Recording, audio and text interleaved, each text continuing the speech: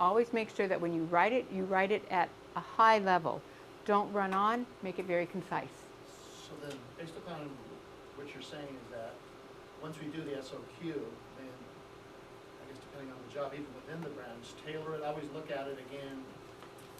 Don't just copy it necessarily, enclose it within all what you're applying, but even within a branch, tailor it. Absolutely. Really, so always go back through it again. Absolutely. Fine tune it, depends on that particular Yes, always. job. Yes, there's nothing worse than getting, even just an application that has a different job title on it.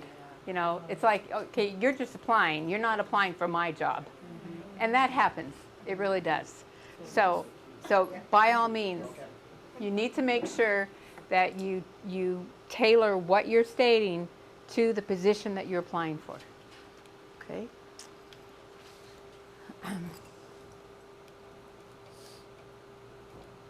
Okay, so this is basically just what I was showing. Pull out the keywords, and then in your statement of qualifications, address what you feel would be the key qualifications that would be needed for someone to perform the job that you're applying for.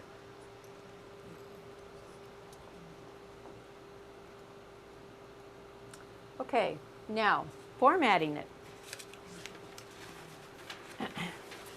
I want to show you a couple things here. These are, yeah, you may have a couple extra pages. No, I said there's typos. Oh, yes. I thought, oh my word, I'm teaching it and I'm not doing it. Yeah, well that was last night, so anyway. Okay, I'm going to show you, I'm not going to pass it around, but I'm just going to hold it up. I'm going to show you two examples of statements of qualifications that I actually received. And I want you to tell me positives, negatives, and what you think is the best. Okay? Okay. Here's the first one. Okay. Very, double spaced. A lot of information. Okay. So, 2.5 pages, double spaced. That's too much information. Okay. Okay. Well, we haven't seen the other one yet. Okay. Okay. But even with that, it just even, Turns me to off. even try to read We it, haven't seen it's the like, other one yet. But there's no title, Well, she said right here. there's no, title. it's written wrong. She said two. we haven't seen Okay, the go other. ahead. Okay. Okay. Okay. Here's the second one. Much my better. goodness.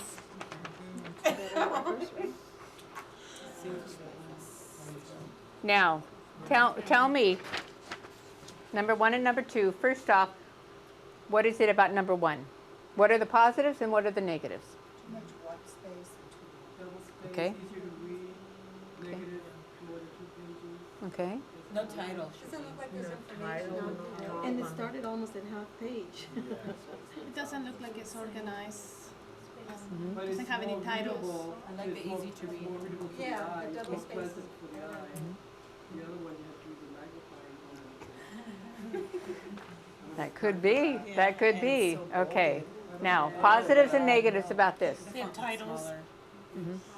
Description of what it's talking about. Title. I think it's Oh, it has a bolded. name. It's just too hard to read. Yeah. And It looks more organized. It has a better. Everything on it. to do without the format is bold, nice. but It's better it's format. nice, it's written better, too much small. better. I'm going to go with the second one because at least you know who's more. It's a 2-page. Not signed.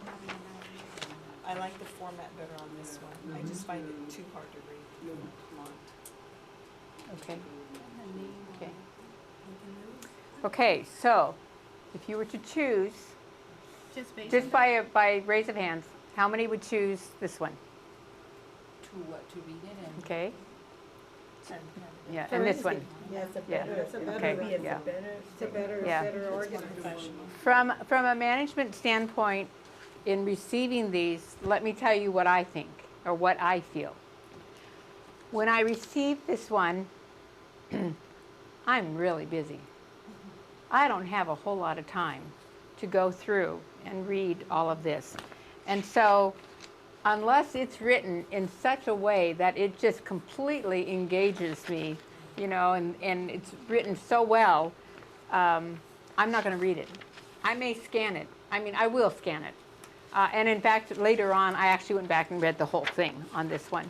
But when I was down south, then when the human resource professionals would come in and talk to a group that I had about the resumes, and they said they went in 3 piles, yes, no, and maybe. Maybes always ended up in the no. Okay? So that's what happened with this one. You know, that was a maybe, and it ended up in the no. Because well, for one thing, it went on, and there was a lot of personal information in here that I didn't need to know. What I want to know is I want to know, what was your experience? What are the skills that you have? What was your maybe expertise that you have in this particular item, you know, or this particular qualification that then makes me want to interview you for the job. Okay? So keep it simple, keep it concise. Maybe this is a little wordy, and it might be depending upon what they have written, whether or not you read the whole thing through or not. In this case, this person was, yes? There's been a lot of conversation from various management levels, bullets, no bullets. Sometimes I think it's your own personal style of writing, whether you like them or you don't like them. What did you find, if anything, about that? Personally, I like bullets, but only because it draws my attention right there. But again, that's really a personal thing for you. I don't think that it makes that much difference. I think what really makes the difference is that you have either a word or a statement, you know, that is going to be exactly the type of thing that I'm looking for that particular position. And so do a bullet or not, I think that that's very personal. I don't think that matters. But what I was wanting to say was, this is the person that actually got the job. Okay? You know? Huh? Oh,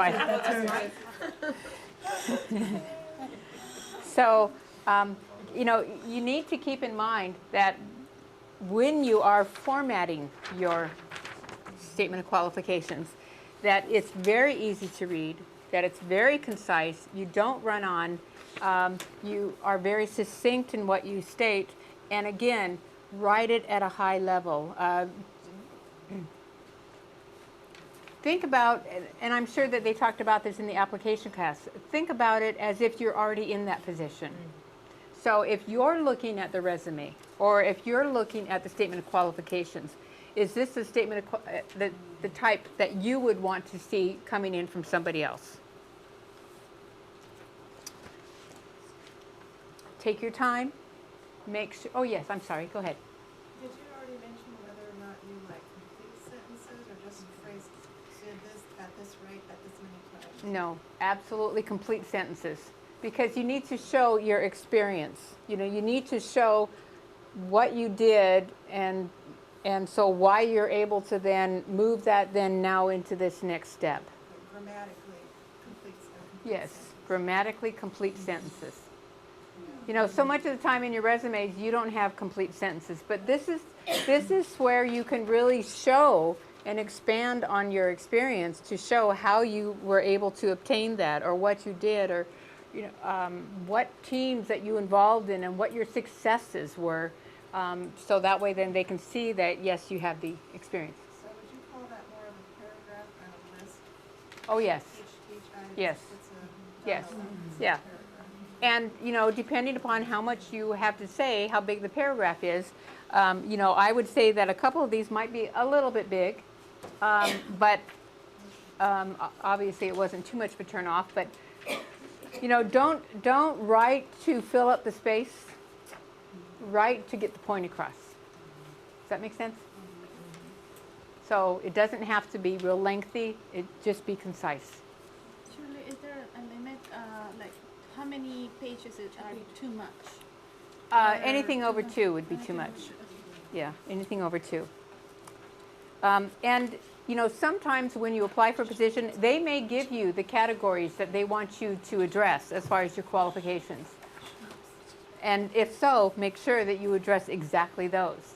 But if they don't, make sure that you go into the top skills and abilities that they're asking for in the exam bulletin and how you can bring those out. And along with that, making sure, like I stated before, that you've found out what are the primary duties of the manager at that level for, in that office that you're applying to, so that way you can make sure that those are addressed as well. It's homework, We're all worth it, aren't we? To do the homework for ourselves. And you can't just fly through, because when you try to write it off, off the cuff, it's going to show. It's going to show. A couple other things. When you're writing it, proofread, proofread, proofread. No spelling errors allowed. And when you get done proofreading, give it to somebody else to proofread. Absolutely. I've received applications for an office technician that they spelled technician wrong. So you want to make sure that it's spelled correctly. Keep your bulleted statements concise, but with enough information to get your point across. No more than 2 pages. No less than 10-point font. 12 is preferable. It's a lot easier to read. Somebody in the last class asked me what type of a font, and simple. Personally, I love Arial. It's the easiest thing to read. A lot of people go for Times Roman, so pretty much Times Roman or Arial. Don't get fancy. Don't get into 2 or 3 different types of fonts on the page. You don't want them to look at your statement of qualifications for how it looks, but for what it says. So don't draw attention to how it looks and how pretty it is. And then make sure that you always put your name and the title that you're applying for on each of the pages. That way, should they get separated, then we can match them up to make sure that they get to the right person. That's about it. What questions do you have that you might like to ask? I know it's been a long day for everybody, but yes, Martha. Did you find anything on, like, in turning in the statement of qualifications to use, like, resume paper, or what type of paper to use rather than just your basic white? Some people can turn in, like, lavender colors or anything like that. Because sometimes it depends on what resume workshop you've been to. They'll say, get something that's going to grab their attention. Mm-hmm. So does that still hold true? I can only speak for myself. No. I mean, I'm just as happy to get it on, 20-pound bond paper as I am to get it on, I don't think I want it on lavender, Like Luke? It's right. I mean, I love the color, but no, I just, because really, you're not trying to sell yourself by how pretty something looks. You're going to sell yourself on the content of what it is that you're writing. And, there's so much that you put in your resume and that you put in your application, and you think, well, gosh, I'm writing it again. Why am I doing the statement of qualifications? With your resume, you just have little short bullets, basically, that you're writing. And in your application, you've got so much to write in just a little small space. So this is the document that allows you to shine, allows you to say how good you are and how great you are and what wonderful things that you have done. And they'd be crazy if they didn't hire you, Yes? Do you have any samples actually that we can take with us? Unfortunately, I don't, because these two here are actual ones, so I would not, share those. And unfortunately, when I went online to look up the supplemental qualification statement, there really aren't any examples. So,